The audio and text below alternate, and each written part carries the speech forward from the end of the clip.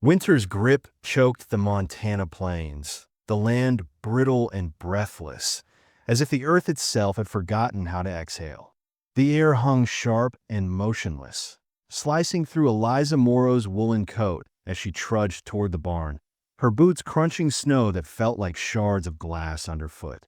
Her breath fogged the lantern light she carried, casting long shadows that danced across the frost-streaked wood of the barn doors. The horses inside stirred, their breaths curling in the frigid air like ghostly signals. But it was the faintest rustle beneath the straw, a sound almost swallowed by the wind, that froze her in place. Her gloved hand tightened around the lantern's handle as she stepped closer, the beam slicing through the dimness to reveal a hunched figure half buried in the hay, one arm clutched tightly to his chest. Eliza's pulse quickened, but she didn't scream. She rarely did anything loud. Instead, she crouched slowly, the cold seeping through her skirts, and extended a trembling hand to the man's throat. His skin was icy, his pulse a faint flutter beneath her fingers, a fragile thread of life clinging to the edge of oblivion. His face, partially obscured by a battered hat, was gaunt, the stubble along his jawline dusted with frost. His boots were cracked at the soles, the leather worn thin enough to let the cold gnaw at his flesh. The satchel he gripped seemed as lifeless as the rest of him, its canvas sodden and sagging. Yet as Eliza pried it loose, her fingers brushed against the folded paper tucked inside, a letter water-stained and trembling in her grasp. To my intended bride, it began, the ink smudged but legible. My name is Harlan Holt, age 25. I'm a carpenter from Indiana. I answered your advertisement. I sent money. I waited for word. When none came, I took what I had and traveled west anyway. I ain't a man of fine words, but I got two good hands, a quiet nature, and I don't scare easy. I'm coming if you'll still have me. Eliza's breath caught, the words blurring as the cold bit into her hands. She'd never sent an advertisement, never waited for a groom, never imagined a man would brave hundreds of miles of snow and silence for a stranger's promise. And yet here he was, a specter of hope or folly, delivered by the wind and left to thaw in her barn. Her gaze flicked to the man's hollow cheeks, the faint rise and fall of his chest. He looked like someone who'd walked until his legs gave out, who'd carried nothing but the weight of a dream that wasn't his. The ranch had been crumbling for months, the east fence still scarred from last spring's fire, her father's silence a thicker wall than the snowdrifts outside.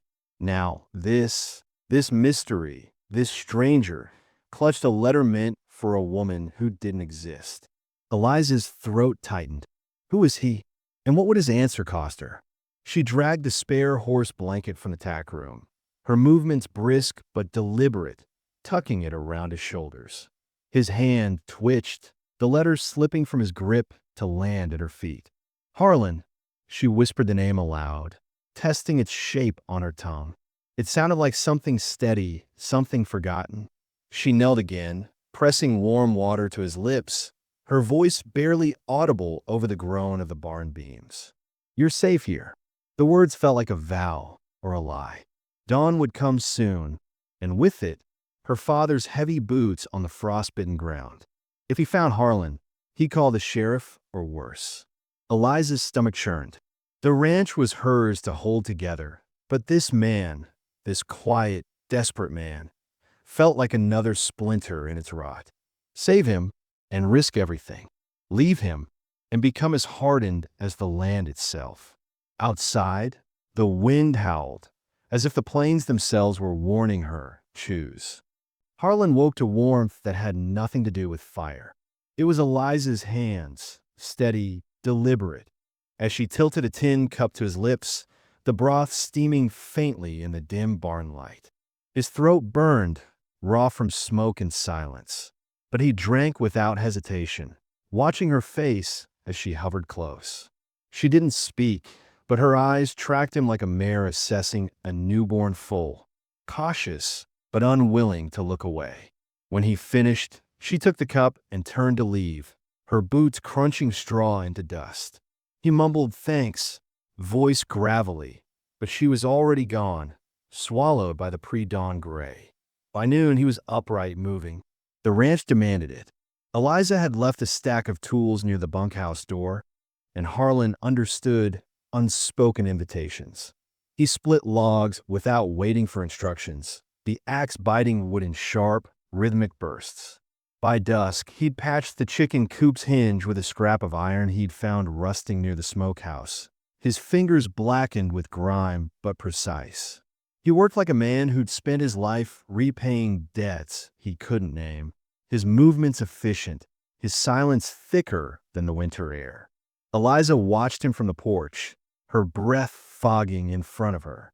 She'd never seen a guest, if he could be called that, take root so quietly. Her father noticed too. Levi rarely lingered near the barn. But on the third day, he stood at the edge of the pasture, arms crossed, his gaze fixed on Harlan as he hauled feed sacks to the horses. "Who's the man with the dog eyes?" he grunted, not looking at Eliza when she joined him. She shrugged, though the description stuck. Harlan's gaze was like a dog's, steady, watchful, loyal in a way that felt ancient, almost painful. When she glanced back, Harlan met her father's stare without flinching, then turned to adjust the hay net without a word. Levi snorted and walked away, muttering about stray mutts and fences needing mending. But it was the nights that unsettled Eliza most. Harlan kept to the bunkhouse, yet he never seemed to sleep. One evening, she caught him by lantern light, the letter unfolded in his lap, its creases deepened by frost and handling. His face was slack with memory, the ache behind his eyes raw enough to make her throat tighten. He didn't hear her approach, just stared at the ink-smudged words as if they might rewrite themselves. "I ain't a man of fine words." The sentence hung between them, unspoken but heavy. When he finally folded the letter, his hands trembled, not from cold, but from something quieter, more private. Eliza stepped back into the shadows, letting him keep the moment. He stayed, not in the way a traveler claims a seat by the fire, but like a tree taking root in cracked soil, slow, inevitable. By the fifth day, he repaired the stovepipe in the main house, its drafty whistles silenced. By the seventh, he'd patched the barn roof where snow had seeped through, his hammering rhythmic as a heartbeat. Eliza found herself lingering near his shadow, watching how he moved, like a man used to being invisible, yet impossible to ignore. He didn't ask for space, didn't demand gratitude. He simply filled the gaps the ranch had been bleeding dry, mending fences, hauling water, chasing off the coyotes that circled the calves. Her father's grunts softened into something resembling acknowledgement. One morning, Eliza caught Levi watching Harlan shovel snow from the path between the bunkhouse and the barn, his breath rising in clouds. Without turning, Levi muttered, "He's a hard worker." It wasn't praise, but it wasn't dismissal either. Eliza said nothing, but her chest warmed. She'd waited years for her father to notice her own labor, to see the way she'd carved survival from the land's bones. Now, Harlan had done the same, and Levi saw it, not because Harlan demanded it, but because he earned it, stitch by stitch, log by log. Yet, Eliza wondered if he ever tired of carrying his own weight alone.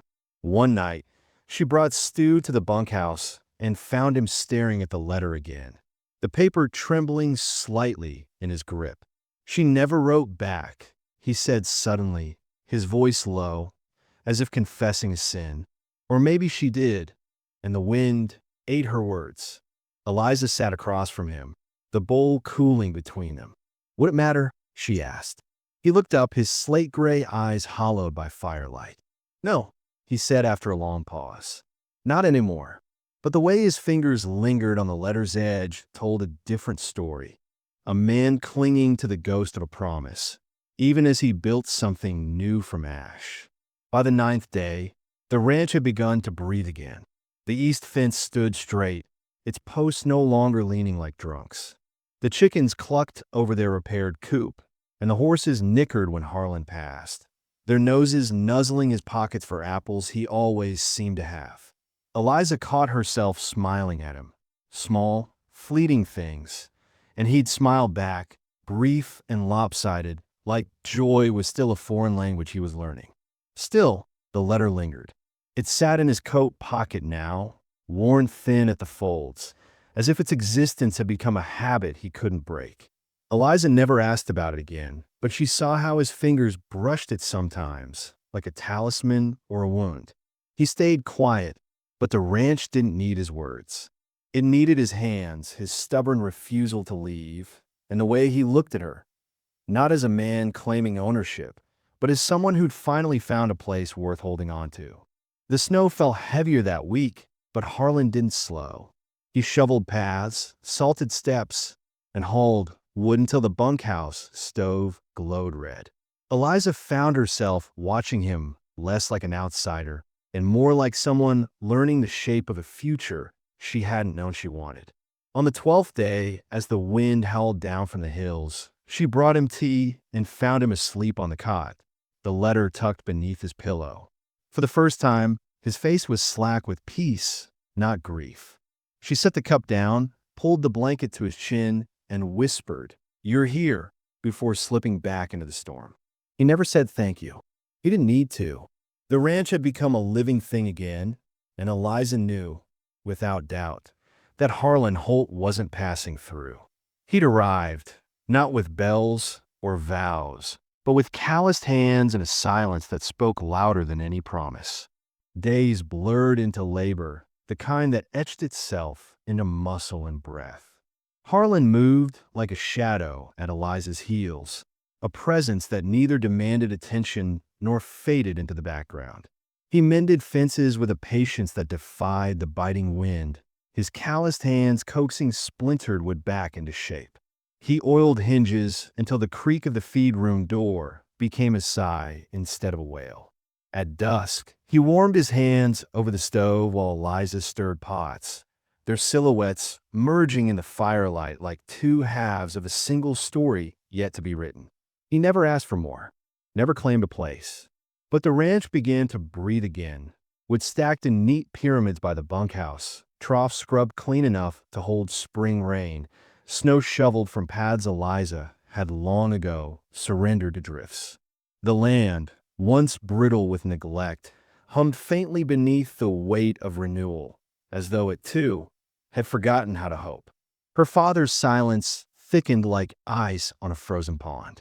Levi watched from the porch as Harlan split logs with a rhythm that felt ancestral, the axe rising and falling like a heartbeat. He noticed how Eliza lingered near the bunkhouse now, her boots leaving fresh tracks in the mud where old ones had crumbled. He said nothing, but his jaw tightened when Harlan handed her a mug of tea after a morning spent chasing stray calves. Silence had always been his weapon, his armor, his language. Yet now it felt porous, as if the steady tide of Harlan's labor had begun to erode its walls. One night, a storm screamed through the valleys, tearing at the eaves of the barn and sending the cattle into uneasy moans. Eliza raced to the barn, her coat flapping like a flag against the wind, her breath fogging the lantern light she carried. Inside, the foal huddled in the corner, its legs trembling beneath the weight of its own fragility. Before she could shout, Harlan was there, his figure materializing from the shadows like he'd been waiting for the crisis all along. He lifted the creature as though it weighed no more than a sack of grain, cradling it against his chest with a gentleness that made Eliza's throat ache. "You all right?" he asked, snow clinging to his lashes, his voice roughened by the cold. She snapped, "I'm not glass," though her knees still shook from the run. But his touch lingered, a hand brushing her shoulder to steady her, his fingers grazing the curve of her elbow as he adjusted the foal's weight. A question neither dared answer hung between them, heavy and unspoken, like the pause before a lightning strike. She looked away first, focusing on the foal's shivering flank. "It'll survive," she muttered, though the words felt hollow. Harlan nodded, his gaze lingering on her face as if memorizing the way the lantern light softened her edges. Afterward, they sat in the barn's dim glow, the foal wrapped in burlap and warmth, the storm raging outside like a beast denied. Harlan's hands, raw from the cold, hovered near the animal but never touched it, as though giving it space to trust. Eliza watched him, noting how his movements had changed since those first frostbitten days. He no longer flinched at sudden noises. He no longer carried the weight of a man expecting to be cast out. Instead, he worked with the quiet certainty of someone who had found a place not by claiming it, but by becoming indispensable to its survival. She wondered, not for the first time, how he had learned to move through the world this way, to mend without being asked, to stay without being told. When he glanced at her, his slate-gray eyes held no questions, only a steady, assessing calm. It unnerved her, not because he seemed to see through her, but because he saw her whole and unvarnished and did nothing to exploit it. The storm passed by dawn, leaving the ranch slick with melted snow and the scent of damp earth. Harlan returned to his chores without comment, dragging water to the troughs and patching the barn's scorched roof. Eliza watched him from the porch, her father's silence a wall at her back. She wanted to resent the way Harlan had woven himself into the fabric of the ranch, the way his presence felt as inevitable as the thaw. But resentment required energy she no longer had. Instead, she traced the steam rising from her mug and wondered when the rhythm of his labor had become the rhythm of her own breath. Levi noticed the shift, too. He watched Harlan hammer nails into the east fence with a precision that bordered on reverence, his movements so fluid they seemed rehearsed. He saw the way Eliza's eyes followed Harlan, not with longing, but with something quieter, acknowledgement, maybe, or the beginnings of trust. Yet he said nothing. Words were scarce in his world, and what little he had left felt too precious to waste on a man who had already taken root without asking. The ranch hummed, a fragile harmony of sweat and snow. And in the spaces between Harlan's labor and Eliza's watchful gaze, something unspoken grew, a rhythm neither invited nor resisted, as natural as the wind bending the trees or the thaw softening the land. It was not love, not yet, but it was the soil where love might one day take hold, if given the chance. It began with a spark so small it could have been missed, a flicker of lantern light catching the edge of splintered beam as Eliza reached for the saddle soap. One moment, the barn was still, its air thick with the earthy scent of straw and horse sweat. The next, flames danced up the wooden post like greedy fingers, licking the rafters with a hunger that turned the cold air to furnace breath. Eliza's scream tore through the chaos, sharp and primal, as the fire raced along the beam and leapt to the roof, devouring the dry wood with a roar. Smoke billowed, thick and suffocating, curling into the stalls where the horses reared and whinnied, their panic a cacophony of hooves and terror.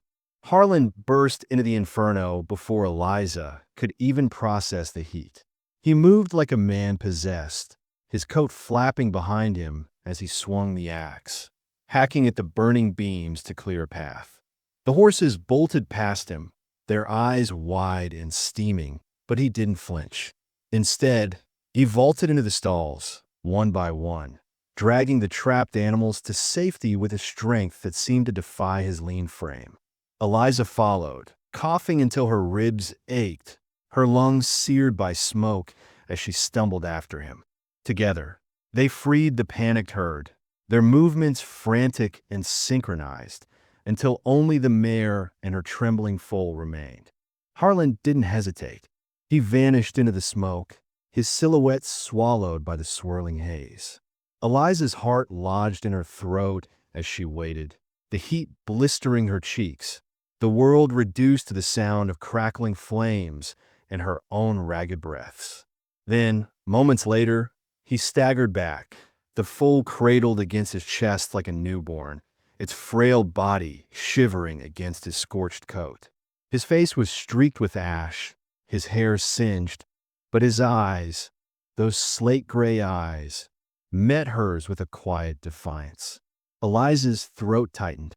"You should have waited," she rasped, her voice raw, but he didn't reply. He simply knelt, laying the fold gently in the snow before collapsing beside it, his hands blistered and shaking. The fire died down by dawn, leaving the barn scarred but standing, its charred beams silhouetted against the pale sky. The ranch lay silent, the land itself holding its breath as Eliza led Harlan to the bunkhouse, his arm draped over her shoulders for balance. Inside, she sat him on the cot, her hands trembling as she unwrapped the soot-stained cloth from his palms. His skin was red and blistered, the smell of burnt flesh mingling with the lingering smoke in their clothes. "You saved her," she whispered, her voice breaking as she dabbed ointment onto his wounds. He flinched but didn't pull away. He looked up, something shifting in his face, a crack in the armor of his usual stoicism.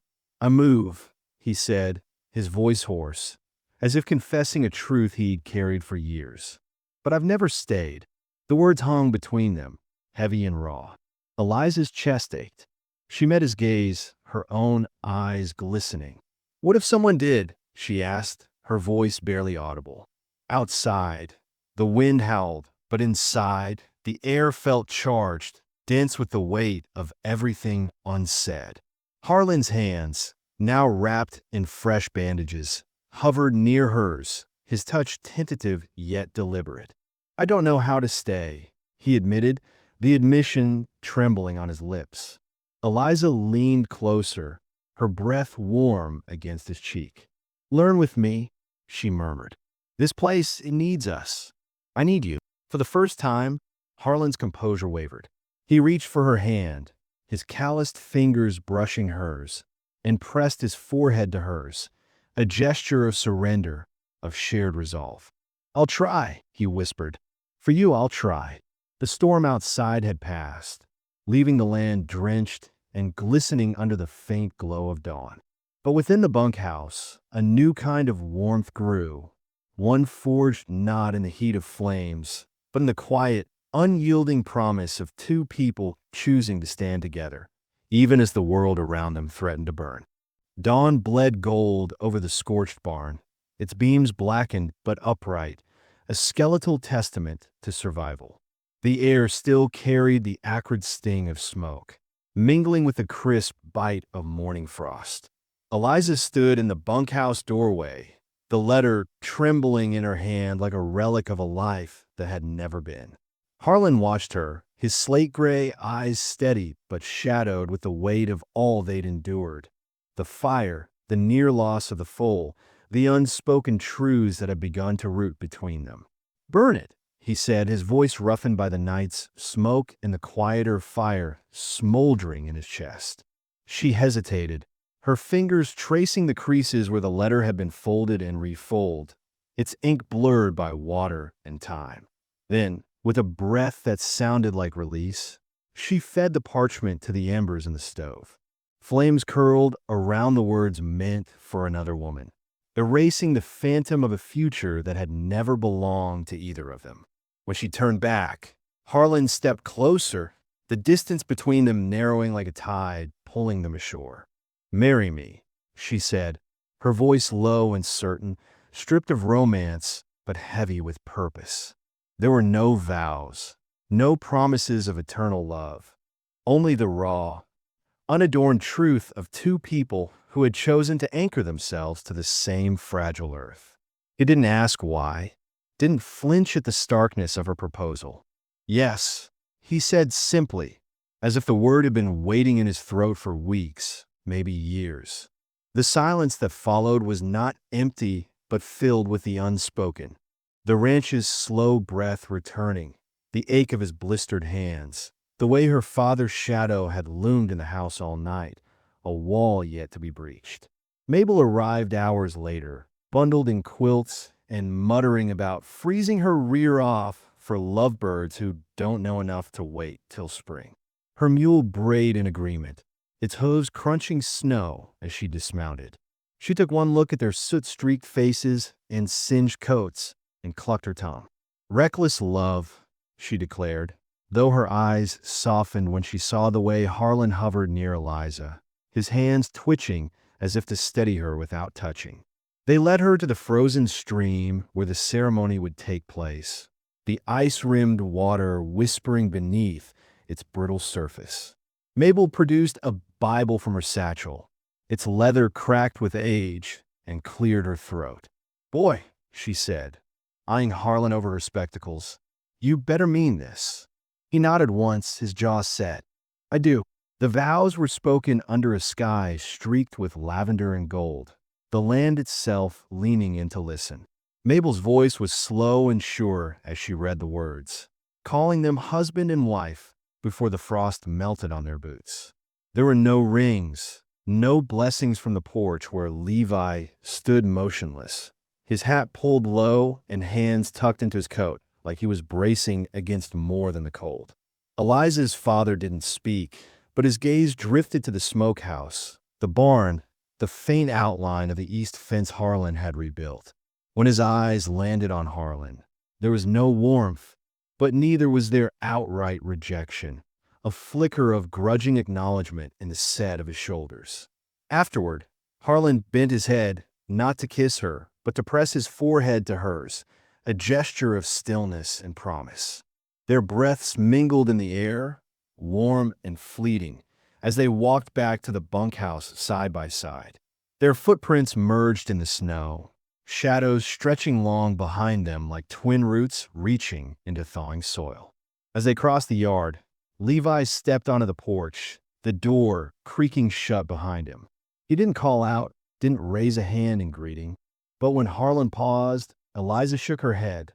No plea, no dare, just truth. Her father's gaze lingered on the scarred barn, then on his daughter, before he turned and disappeared inside. The door shut softly, not a wall, but a threshold left ajar. That night, they sat in the bunkhouse doorway, their shoulders touching, the stars hard and bright above the plains. Harlan held her hand like it was already familiar, its calluses matching his own. "Words have done their work," she murmured, watching the wind sigh through the grass, softer now. He didn't reply, but his grip tightened, a quiet vow more enduring than any spoken. The fire had taken something, but in its ashes, they had laid a foundation not of grandeur, but of grit, a marriage forged in smoke and shared resolve. Before dawn, with nothing but frost and firelight for witness, they had chosen to stay, not for love as the world imagined it, but for the stubborn, unyielding act of building something together when the world had tried to burn it all away. Levi didn't speak after the wedding. Not to Eliza, not to Harlan, not even to the wind that howled through the valleys like a restless spirit. He watched instead, his gaze heavy with decades of unspoken things. He saw Harlan rebuild the barn plank by splintered plank, his blistered hands steady despite the ache, each nail driven home like a vow. He saw Eliza kneel in the mud each morning, pressing seeds into the earth with a reverence she reserved for horses and fire, her fingers smudged with soil and hope. He saw the foal, now sleek and bold, chase butterflies across the pasture, its legs no longer trembling but sure, a living echo of survival. Yet Levi said nothing. Words had always been a currency he hoarded, spent only when necessary. Now, they seemed too small to hold what he felt. The slow unraveling of his walls, the quiet invasion of a life he hadn't planned for. One morning, he handed Eliza a wooden box. It was unmarked, its edges worn smooth by time and handling. He held it out without ceremony, his calloused palm upturned like he was offering a relic he'd carried too long. Eliza took it, her breath catching at the weight of it, light but dense with meaning. Inside, her mother's silver ring glinted, its band tarnished but unbroken, nestled beside a folded deed that crackled like dry leaves.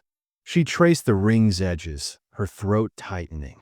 It had been her mother's, then her father's anchor in grief, and now hers, a bridge between absence and inheritance. The deed, crisp and official, declared ownership of the land she'd bled for, fought for, nearly lost. Levi nodded once, his jaw tight, then turned away before she could thank him. It wasn't a gift. It was a reckoning, a silent admission that the ranch was no longer his alone to guard. That night, Harlan carved her name into the cradle's headboard. Eliza stood in the doorway of the bunkhouse, watching the flicker of lamplight dance over his profile as his knife moved with deliberate grace. The wood shavings curled at his feet like fallen petals, the scent of pine sharp and clean in the air.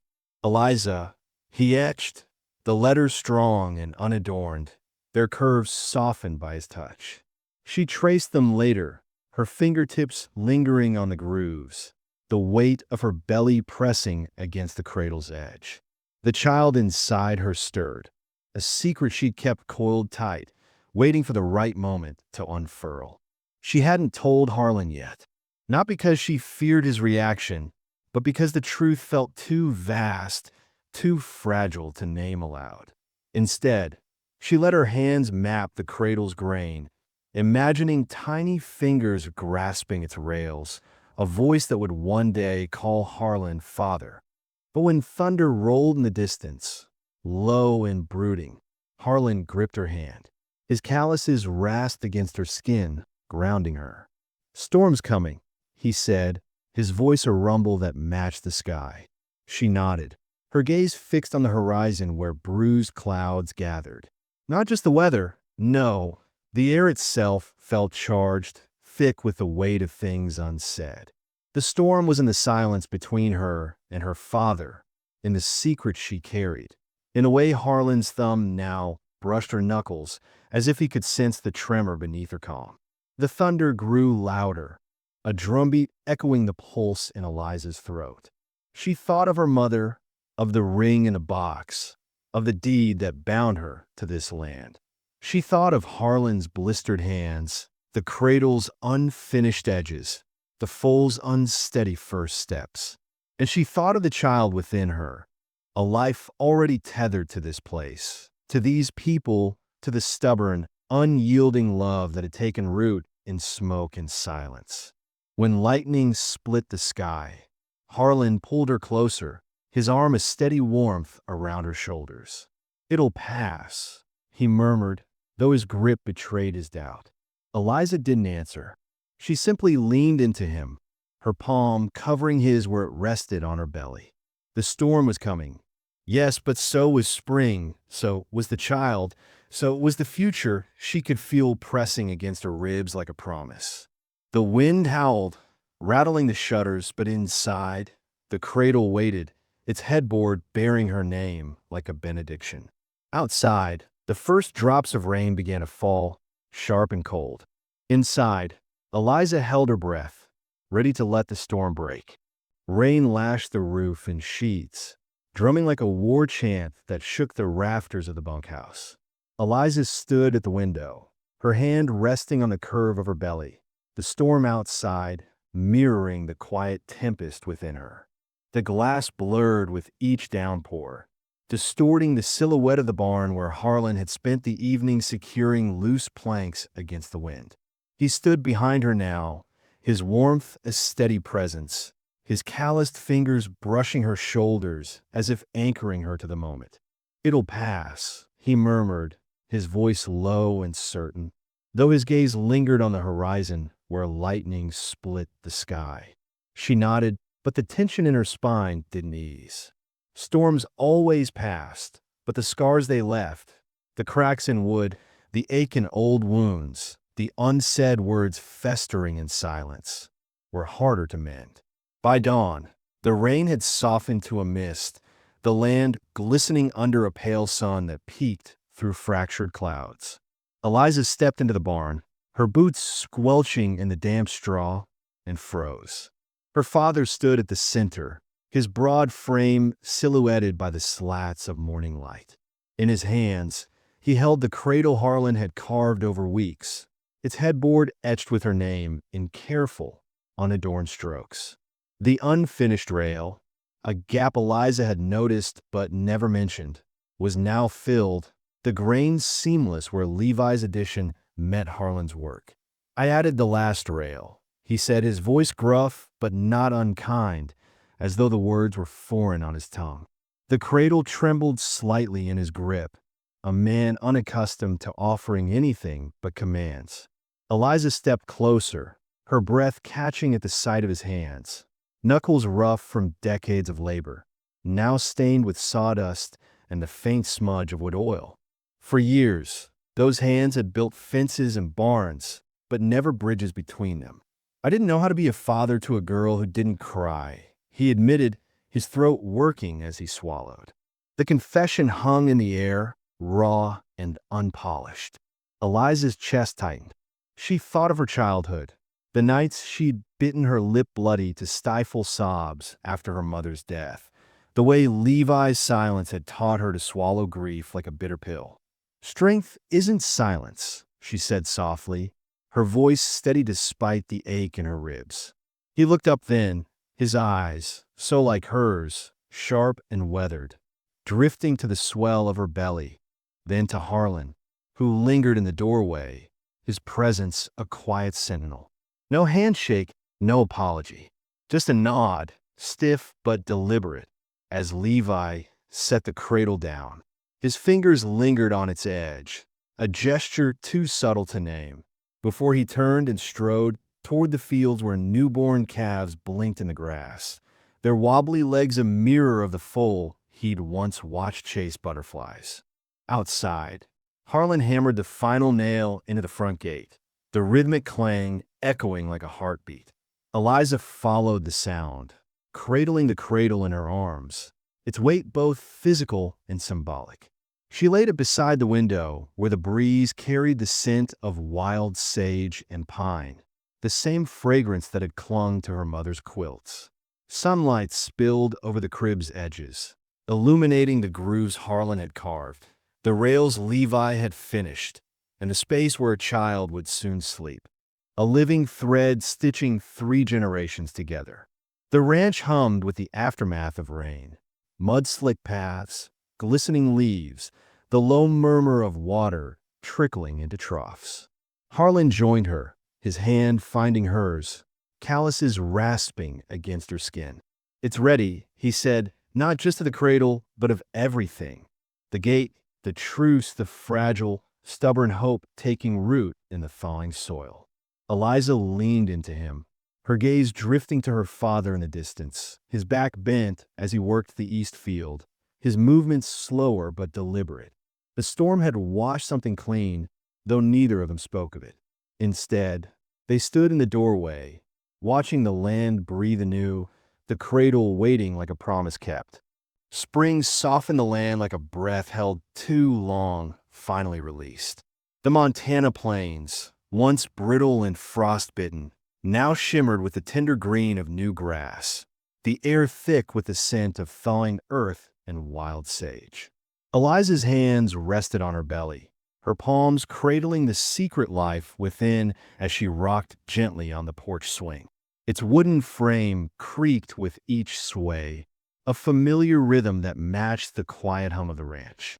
Harlan sat beside her, his shoulder warm against hers, his calloused hand brushing hers as he reached for the mug of tea cooling on the armrest.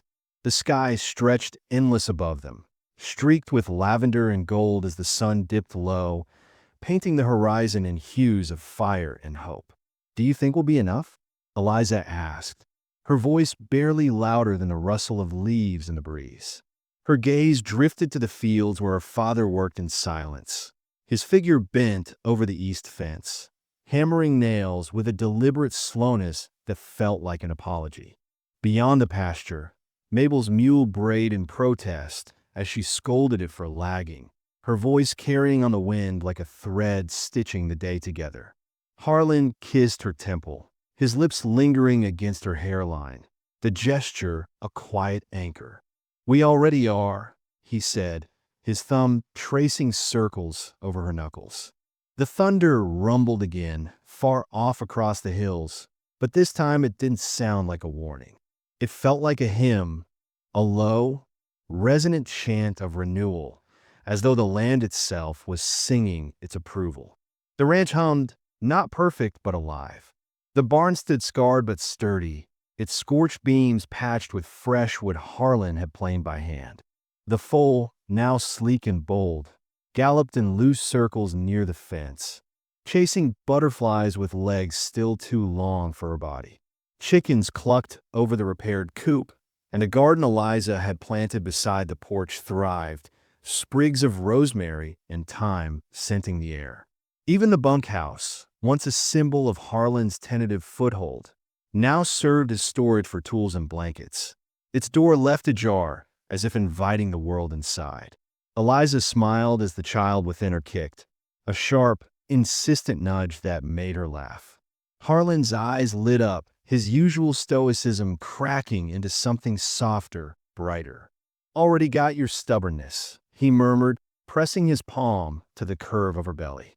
His laughter echoed across the yard, rich and unburdened, a sound Eliza had come to cherish as much as the man himself. And the wind, for once, didn't howl. It whispered, weaving through the trees and grass, carrying with it the scent of rain-soaked soil and the promise of endless mornings. "You're found," it seemed to say. "You're home."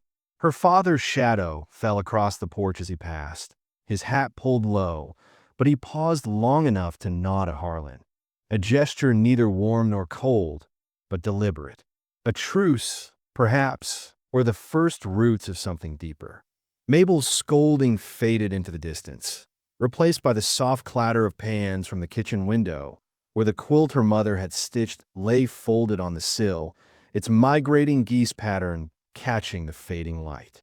Eliza traced the edge of the swing's armrest, her fingers brushing the grooves Harlan had carved into the wood. A hidden tally of days, or maybe hopes, each mark a testament to the life they'd built one splintered plank at a time. Harlan stood to stoke the coals in the stove, his movements steady, his presence as familiar as the land itself. When he returned, he pulled Eliza close, her back against his chest, his arms circling her like the horizon embracing the plains. "Do you think it'll get hard again?" she asked, her voice muffled against his coat. He rested his chin on her shoulder, his breath warm against her neck. "Yes," he admitted, "but we'll remember this, the swing, the stars, the way the wind feels tonight. We'll remember that we built something that outlasted the fire, the silence, even ourselves." Above them, the first stars pierced the twilight, sharp and bright like scattered prayers. The child kicked again, a reminder of the future pressing insistently into the present. Eliza leaned into Harlan, her heart full of the ordinary, holy things that made life bearable. The smell of wood smoke, the sound of her father's hammer, the faint whinny of the mare in the barn. Spring had come while they slept, and they were awake now, alive and unafraid. Together, they were enough, not because they had conquered storms, but because they had learned to weather them, side by side, root by root, promise by promise.